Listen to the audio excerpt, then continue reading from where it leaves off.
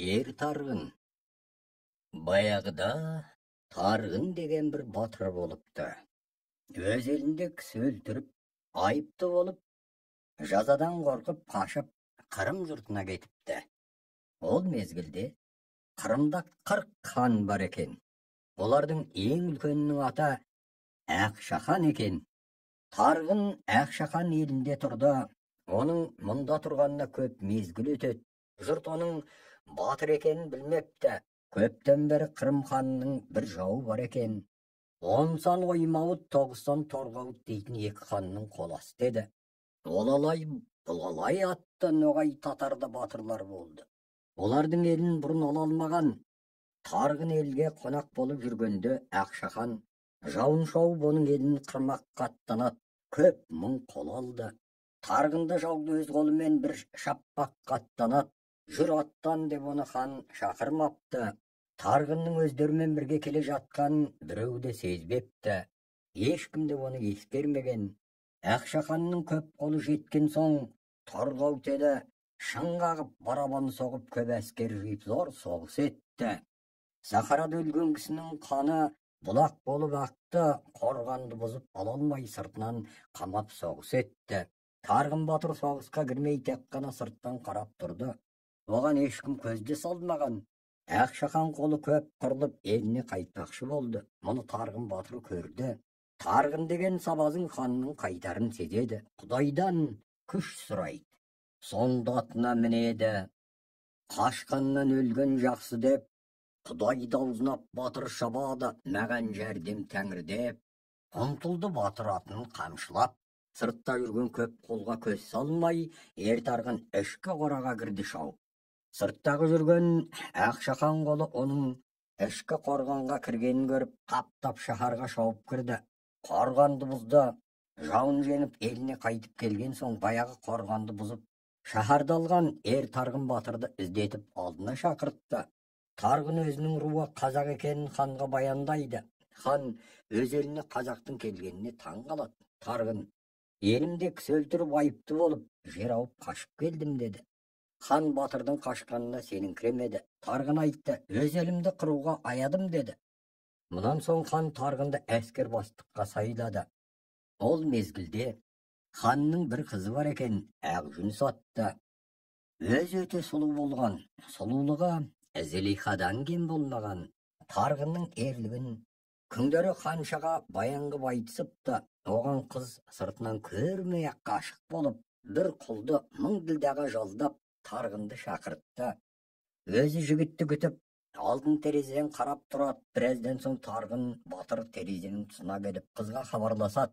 Қыз батырды көріп, терезеден үйіне кіргізіп, онымен танысып, алдына неше түрлі ас қойып қонақ етіп, 6-7 сағаттай. Қыз Тарғын қайтарда оған сырын айтты.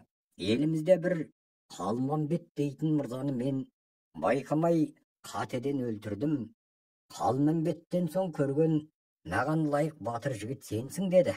Қай мезгілде шақырғанымда маған келіп жүріңіз, сізбен бірге қайғы басайын деді. Сонан арман Тарғын жасырын Ақжүніс сұлуға келіп жүрді. Бір уақытта Ақжүністі айттыруға бір хан баласы жаугышы салды. Ақшахан қызынан сұрады: мына келген кісіге не деп жауап береміз деп. Қыз жауабын 3 күннен соң бермекші болды. Ақжүніс Тарғын батырмен ақылдасып, оған тимекші боп, әкесінен жасырынып, оны Тарғын алып қашпақшы болыпты. Сөйтіп, Ақшаханның бір жүйрік жорғасына қызды мінгізіп, Тарғын алып қашып жөнелді. 3 күннен соң ханға қызы Ақжүніс сұлудың қашқанын білдіріпті. Хан мұны естіп, ол біреумен қашқан шығар деп, еліндегі барлық жігітті түгендетіпті. Тарғыннан басқасы үйінде болыпты. Хан Ақсүйек қызының қара қазақ, туған туысқаны жоқ жалғыз жігітпен қашқанына өте көңілі қалып, намыс етіп, қаласындағылардан кімде-кім оларды қуып жетіп, жігітті өлтіріп, қызын айырса, соған бермекші болды. Көп жұрт қумақшы болып атқа мінісіп аттанды. Жорыққа жүріп шыдамай, арып ашып қайта елге тарапты. Бірақ бір қарт шал: бозбала ұялмай елге қайтса, мен Тарғын мен Ақжүністі қуып, жолында не өлемін, не ар намыс үшін ханшаны құл тарғыннан айрам деп артынан қуып кетті. Ол батырдан қорықпады. Bir мезгілде тарғынның тарлан аты жер тебініп пысқырды. Тарлан дейтін батырдың аты тек қана жау көрсе, не оған жақындаса пысқырып кісінейді екен. Тартып жан-жағына қарап, артында алыстан өздерін қуып келе жатқан бір жанды көреді. Сонда тарғын айтыпты. Айтқанда не депті? Ей Ақжүніс, Ақжүністей жан достым, қыз болсаң да жолдасым, өзіңменен бір айлас осы жолда мұңдасым, мен артыма көз салсам, бір нәрсені көремін, бұлай шапсақ қашты дер, мені көріп састы дер. Кісі қуып жетсін деп оған қарсы бұрылып қарап тұрады. Томаға көзді қас қазбан, желдей жалы суылдап, құйрығы оның желбіреп қатты шауып келеді. 60-70 жасы бар, тай салатын жан емес, тарғынға қуып жетеді. Мұны тарғын көріпті, ерекенін біліпті. 60-тан асқан жасы деп, оған сәлем беріпті. Қарсы алдына көз салса, күркіреген даладай, әлпетіне қараса, тастан салған моладай. Одан тарғын сұрайды, сұрағанда не дейді? Ей, қартағай, қаршығаша ұмтылып, бүркіттер түйіліп, мұншама сен асығып, қай сапарға барасың? Қартың оған жауап береді. Тебедегі жұлдыздай, бөріктегі құндыздай, бетің сұлу көрікті, әйел де болса серкедей. Ақжүністей сұлуды алып қашып келесің, жаныңа қылыш асасың. Жасым қарттау болмаса, қаза жетіп өлмесем, жаныңдағы жолдасты тартып алып кетемін. Онда тарғын айтады. Айтқанда не дейді? Қызды тартып алғандай, сен кім өзің боласың? Сонда Қушал сөйлепті, сөйлегенде не депті? Мен де сендей батырмын. Аты жөнімді сұрасаң, көбіру қырым жұртында, тіпкі бабам ергілік, менің әкем қоянақ, мен қоянақ баласы қарт қожақ. Барымтада ол жалған, таласты жерде теңдік алған, кезеген жауға өткізген, тарғауыт бұзып жол салған, қарт қожақ дейтін батырмын. Тарғында жауап береді. Жаққан оттай қауласын, батырлықтан мінсізсің, қасқырда болсаң жүністі қалай тартып аласың? Сонда шалың сөйлейді. Құдай маған бұйырса, көк семсермен шабармын, балдағын қанға боярмын, осылайша мен етіп, қызды тартып алармын.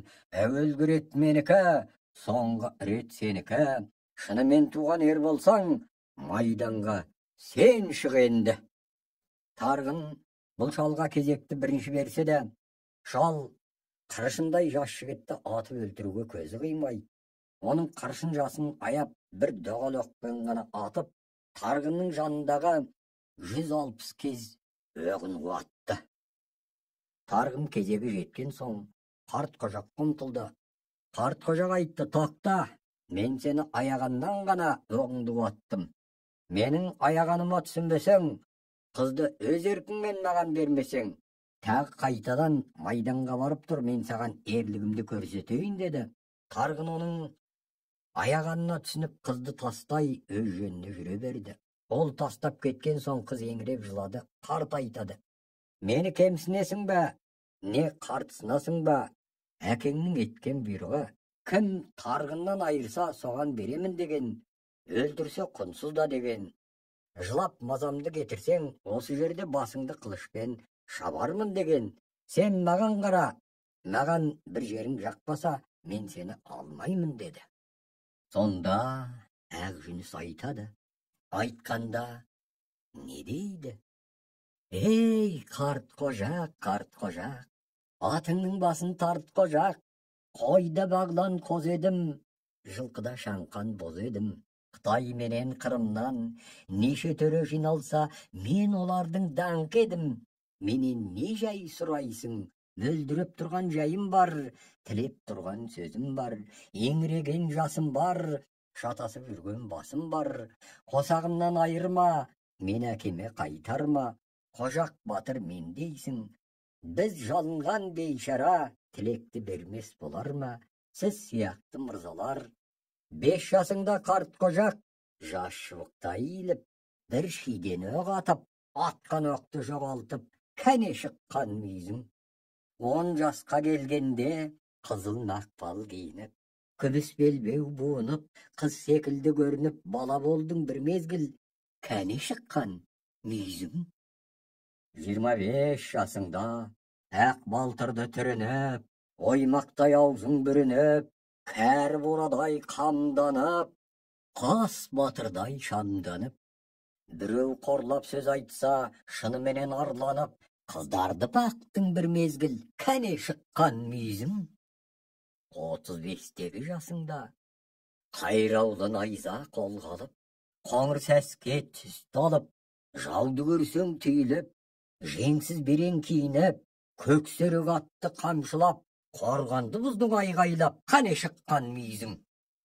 45-тегі жасыңда желісқа барып бой түзеп, дауға бардың тіл безеп, қызық көрдің бір уақыт, кәне шыққан мүйізің. 65-тегі жасыңда сақал мұртың ағарып, денеңдегі тамырың барлығы да суалып, айрайын деймісің сұлуды көріп қуанып, өлтірсең де саған бармаймын, еріп берсең сүймеймін, бұрын балқып мырза болсаң да, сенің басың бұл күнде жердегі жатқан күлтезек. Бұны естіген соң қарт қожақ есіне түсіп көп ойлап тұрды. Бұл ақсүйек қанша жылап, 5 жасынан бері де қылғанымды тауып айтты. Ендігі жасымдағы не қылатынымды да біліп айтар. Жас баланы алып обалына қалмайын деп, оны тарғынға қосып жібереді. Менен өткен дәурен сендерге құтты болсын деп, тарғын қызбен Еділдегі Орманбеттің 10 сон ноғайына келеді. О мезгілде ноғайда 10 хан бар екен. Олардың біреуінің аты Ханзада екен. Тарғын келіп осы ханның бір бейінің үйіне қонады. Би кімсің деп сұрады. Тарғын шынын айтады. Ақшақанның ақ жүні сұлу қызын алып қашып келе жатқан, Олалайдың Торғауыт деген жұртын қырған Тарғын батыр екенін естіп, оларды зор сыйлай бастайды. Біраздан соң би ханға келіп, оларды жәрге етіп, хан Тарғынның батырлығына қызығып, ол өз жұртын ұмытсын деп, оларды қаласындағы барлық мырза төрелермен таныстырып, алтын сарайда ақ жүні сұлумен тұрсын деп, биіне бұйрық етті. Жиналған жұрт Тарғын шаған бойын жайлайтын қалмақ жұртын ығыстырып, бізге жерін тартып әперсін деп ханнан өтінді. Тарғын жұрттың өтінішін ханнан естіп, өз жанына Қарасай баласы Қабанда, Алшағыр баласы Тебенді, Әмір баласы Сабанды алып, шағанның бойын жайлаған қалмақты бөтен жаққа ығыстырды. Су жағасында жалғыз ағаш басына шығып қалмақты қарайын деп, ағаш басындағы көлденең шыққан бұтаққа мініп отырғанда, бұтақ сынып батыр жерге жығылып, омыртқасы шығып, зор қиналады. Жанындағы жолдастары найзаларына салып, алдарына өңгөріп, Ханзадаға алып келеді. Ханзада қаншама емдесе де Тарғын жазылмады. Ханның елі бұрынғы қалмақтың жайлауы шаған бойына көшіп барып қонды. Ақжүніс пен Тарғында атымен соңынан келіп алармыз деп жұртқа тастап кетті. Онда Тарғын тамағы таусылып, ханнан ешкісі келмеген соң, өз елі есіне түсіп сарнап жылап, атымен Ақжүніс пен арыздасып көп жыласты. Жауға барғанда ағаштан жығылып өлді, не жаудан өлді дер деп, Тарғын түкке тигізбесе де, енді қатынына бастырған екен, белі сырт етіп орнына түсіпті. 6 құлаш белбеумен белін орап буады, Құдайдан көмек тіледі, аруақ жәрдем болғай деп таянып барып тұрады. Тұрмысына ар етіп, төңірегінен қармалап, Ақжүніске сүйенеді. Берсін тәңірім тілекті, қуантсын біздей жүректі, әкел жүніс тарланды. Арқасына ер салды, қуанбасқа не қалды. Тарлан атқа мінгесті, кеше жұртқа тастаған ноғайлыға қарай жүреді. Бір мезгілдер болғанда, астарындағы аты пысқырды, жерді тағы тебінді. Жануар бүйтіп не білді? Тарғын атының текке пысқырмайтын сырын білетін еді. Ақжүніске жан-жағыңа қарашы, бір нәрсе көрінбей ме деді. Ақжүніс қарап еді. Алдыңғы жағында емескі бір-екі қара көрінді. Тарғын, енді текке пысқырма, мен сені енді ешкім үшін терлетпеймін. Омыртқам шығып, жалғыздығым білінді ғой, енді жөнімді табайын деді. Ақжүніс айтты, сен құр өз жөніңді тапқанша, жұртына тастап кеткен елге барып, жамандарын қорқытып, жақсыларына ақыл сал деген соң, Тарғын Ақжүніспен келіп, Ханзада елінің шетіне келіп түсті. Ол мезгілде елді баяғы Тарғын ығыстырып берген қалмақтар шаған бойына қайта келіп, Ханзада елін қамап жатыр екен. Қалмақ ханына Ханзаданың сұлу жалғыз қызын айттырып жатыр екен. Сұлуды бермесең, еліңді шабамын депті. Тарғын мен Ақжүністің келгенін естіп, хан барлық жақсыларын жиып, олармен амандасып, сіздерге кісі жіберуге мына елімді қамап жатқан жаудан ешбір қол тимеді, айыпқа бұйра көрмеңіз деді. Тарғын айтты, бұл қалмақты баяғыдай тағы ығыстыруға менің әзір әлім жоқ. Оларды қалайша жеңуді мен сендерге үйретейін деді. Сонда Тарғын былайша үйретті. Бұл барғаннан барармын, Қырымға мен қайтармын, Қырымдағы 40 құрдас жаныма мен ертермін. Құдай маған бұйырса, қайта саған келермін, аман есен сау келсем, басыңды шауып алармын, қол астыңа әлек салармын. Жаудан құтылар айла осы, көзіме көрінбей кетіңдер деді. Хан мұны естіп қатты қорқып, Тарғынға өз айыбы үшін жалғыз қызын Ақжүніс үстіне бермек болды. Жұрт айыбы үшін оның қолын алды. Тарғынның ашуы кетіп, ханның еліне келіп қонақ болып жатты. Белде жазылыпты. Бұл елге Тарғынның келіп жатқанын естпей, хан қызын бермеген соң, баяқ қалмақ аттанып барабан соғып ханның үстіне келіпті. Жау келгенін естіп, Тарғын батыр атына мініп, толып жатқан қалмақтың әскеріне қарсы келеді. Ол жақтан Домбауыл деген бір батыр жекпе-жекке Тарғынға қарсы шығып сөйлейді. Алайын десем оңайсың, алмайын десем тоғайсың, айтшы маған жөніңді неғып жүрген ноғайсың. Сонда Тарғын сөйлейді. Асудан асу белдейді, аса үрген желдейді, жөнімді мен айтайын, өжет Тарғын мен дейді, іздегенім сен дейді. Домбауыл сонда сөйлейді. Келбетіңе қарасам, жасы кіші жас ұлсың, кезегімді бер депті. Тарғын сынды батыр кезегін беріп жауға қасқая қарап тұрады. Домбауыл жағынан оғын суырып алып, қақ жүрегін көздеп оқ атқан екен. Тарғынның торғауытының 8 қабатынан өтіп 9-шы қабатына тоқтады. Мұнан соң Домбауыл Тарғынға кезек берді. Тарғын оқ тартып, Домбауылды атынан сұлатып жықты. Қалмақтар батырдың аттан жығылып өлгенін көрген соң, Тарғынды қамап ұстамақшы болыпты. Тарғын мұнысын көріп, қолына қару-жарағын алып, жауға қасқырша шапты. 11 күн соғысып, 12-ші күнде Тарғын ашығып, тарланатының арып, қалмақтың қырылып, өзінің далада жалғыз қалғанын көріпті. Жаудың қырылғанын қырып, қашырғанын қашырып, есен аман Ханзада ханға келіп, ат шаптырып той етіпті. Жұрт көп күн мәжіліс етіпті. Сөйтетті, хан айтты, Ақсүйек қызымды саған беруге аталарымның аруағынан қорқамын деді. Онсан орман беттен таңдап бір сұлу қыздал депті. Тарғын бұл алдауына шыдамай, Ақжүністі алып қатты ашуланып өз еліне қайтып кетеді. Ханзада онан зор қорқып, малын баға алмады, отын жаға алмады. Жұртының барлық игі жақсыларын, билерін шақырып, еліндегі бір ақылды қарт биге ақылдаспаққа барыпты. Сонда қарт сөйлейді. Сөйлегенде не дейді? Хан мен төрем келіпсің, бимен мырзам отырсың. Бізге ақыл салыпсыз, біздің тілді алсаңыз, Тарғын сынды батырға барлығында барсаңыз, қарап түгел қансаңыз, қимылдаған жаныңыз, батыр деске алыңыз. Аяғына бас ұрыңыз, тоқтамай кетсе еліне, тату болып халіңіз.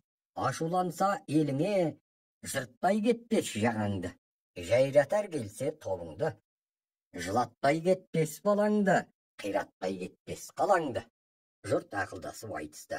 Біздің ішімізде тарғын нанарлық енді бір кісі де жоқ.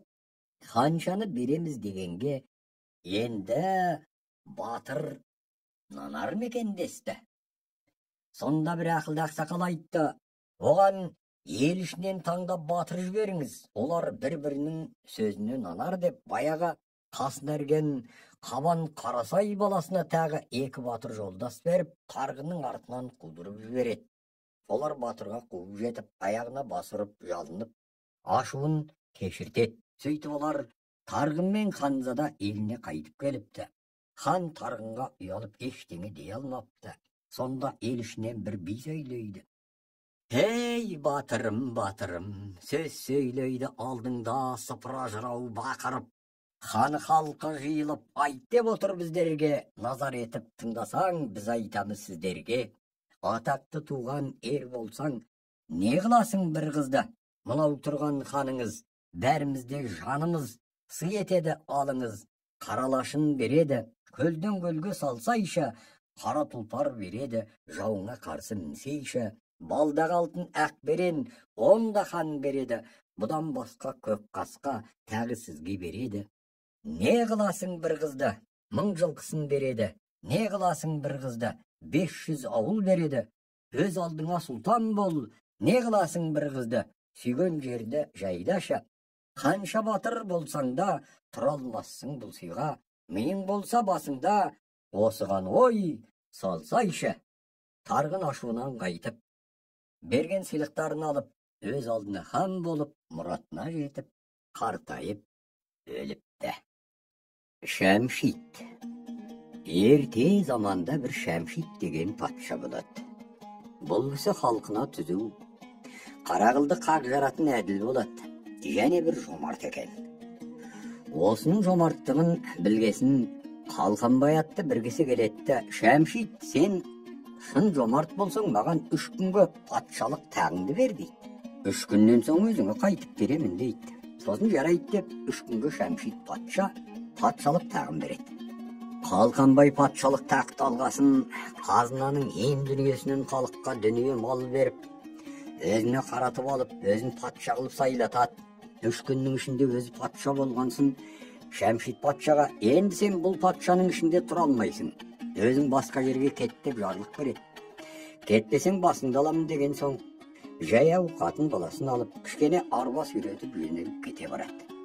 Күндерден күні болғанда, елсіз даламен жүре-жүре, бір жалғыз ағаштың жанына келіп, бақырға шай құйып ішіп отырса, жанына бір керуен келіп түседі.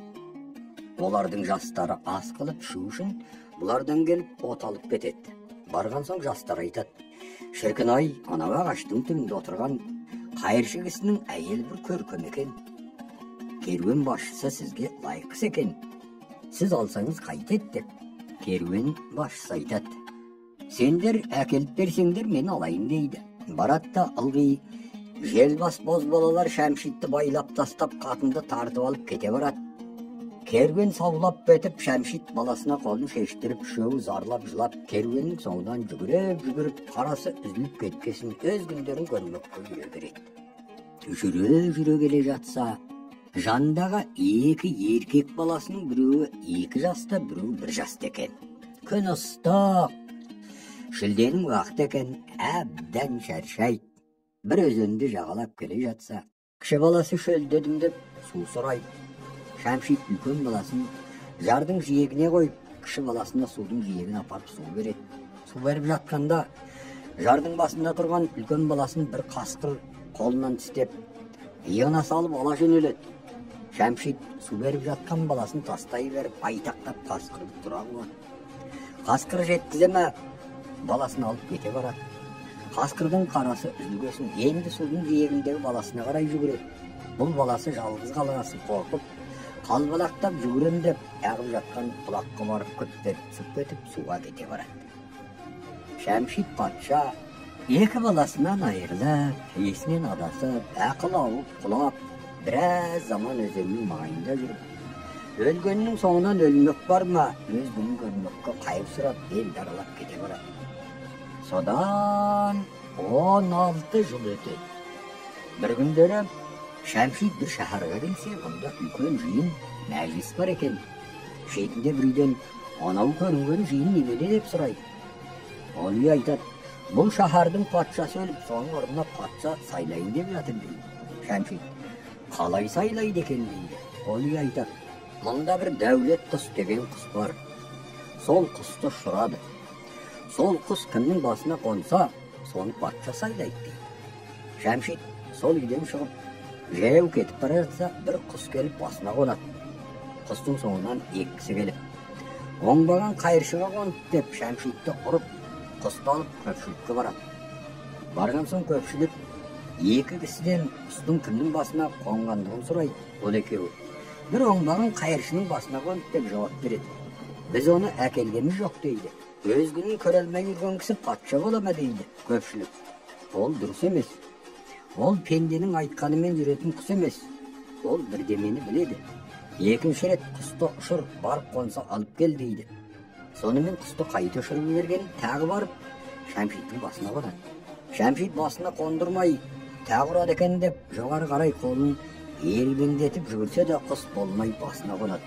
Сол жерде әлгі кісілер, енді ұрмаймыз деп ақыл айтып, Шәмшитті көпшілікке алып келіп береді. Келген соң көпшілік Шәмшиттің жөнін сұрап біледі. Шәмшит басынан кешкен уақиғаны бастан аяқ айтады. Сонан соң көпшілік Шәмшитті патша қылып сайлайды. Шәмшит патша болған соң бұрынғы өңіне келмесі де едәуір жиналып ақылына келіпті. Сөйтіп әділ патша болып тұрғанда, біраз уақыттан кейін Шәмшитті басқа бір патша қонаққа шақырады. Содан бұл қонаққа барып жатады. Шәмшитті шақырған патшаның аты Құсниден екен. Құсниден патша 16-18-дердегі жастардан әскер жинайды екен. Есігінің алдында бір үлкен күйме тұрады. Мұның аузына құлып салып қойған. Осы күймені күнде екі әскер күзетіп тұрады. Бұл күйменің ішіндегі Шәмшит патшаның қатынын алғашқыда алып кеткен керуен басшысы осы Құсниден патша екен. Қатынды алып келген соң жөнін сұраса, өзі Шәмшит патшаға өкіл болып шығып, жақын кісі болғасын, қатынды өзіне берейін деп, күймеге салып адамға көрсетпей сақтаған екен. Осы екі әскер күзетіп отырған күймесінің ішінде Шәмшиттің қатыны отырады екен. Шәмшит патша бұны білмейді. Түнде үйде ұйықтап жатыр еді. Күймені күзетіп тұрған екі әскер ұйықтамай тұру үшін бірінен бірі әңгіме сұрайды. Сонда 17-тегі үлкен әскер, мен саған бір әңгіме айтайын дейді. Жанындағы әскер ал айтшы дейді. Мен Шәмшит деген кісінің баласы екем. Ол бір өзінде кіші баласына су берем деп, мені жардың астына қойып кеткен жерінен мені қасқыр алып кетіпті. Пәленше байдың үйінің жанынан өткенде, оның қасқыр алатын бір иті бар екен. Сол ит мені қасқырдың аузынан алып қалыпты. Содан сол бай мені асырап алып адам қылған екен. Бір ашуланғанда, сен оңбаған Шәмшиттің баласысың дейтін еді. Бұл әңгімені күйменің ішіндегі шешесі тыңдап отырады. Енді сөз кіші 16-тағысына беріледі. Бұл айтады, ойбай, мен де Шәмшиттің баласы екем. Сені қасқыр алып кеткенде мен суға кеткен екем. Содан мен сумен ағып бара жатқанда, су диірменінің басына ілініп, соны жүргізіп тұрған шал ұстап алып, тірілтіп, адам қылып мені асырап алған екен дейді. Сонда екеуі де сырларын сөйлеп бергенде, күйменің ішінде отырған шешесі, қайран құлыным, сендерді де көретін күн бар екен ау деп айғай салғанда, екеуі күймені бұзып жіберіп, ішінен шешесін суырып алады. Үшеу табысып жылап, еңіреп, мауқын басып, шешесі күйменің жанына төсек салып, екі баласын екі жағына алып жатып қалады. Құсниден патша ерте намазға тұрса, күйме тас талқан. Қатынның жанында екі әскер жатыр екен. Ханның ойына шұба келеді. Екі әскерді өлтірмекші болады. Басқа бір жендетке бар да, ана қатынның жанында жатқан екі әскерді өлтір деп бұйрық береді. Әлгі жендет барады да, біреуінің қолының үстінен қылышпен шауып кеп қалады. Бала шырылдап ұшып түрі келеді. Бұлардың даусымен төрейді ұйықтап жатқан Шәмшит оянып далаға жүгіріп шықса, баяғы екі баласымен қатыны есіктің алдында тұр екен. Жүгіріп келіп төртеуі шуласып, жыласып көріседі. Сол жерде барып табысқан екен. Содан қатын баласын алып, Hüsnü'den de özünün şəhərine eltip barıp, bir neçe gün toy kılıp, sonda barıp Şemşit Patşa burungu öňüne gelgen eken. Munun artынан Hüsnü'den Patşa men akıldasıp, ekevi asker jinap, burungu özün kuğu bergen sumga barıp, eline kisi jiberip, soğusama, jok bolmasa, meni kuğan sumda bizden kolumuzga bereme dep jar salat. Bul habar bargasın, eli sumda ustap biret. Sol jerde Şemşit үлkön balasın şaharga patşa koyup, sumda öldürmey, jaya vaydap koya berip, eline gelip, osu men aman esen muratına jetken eken.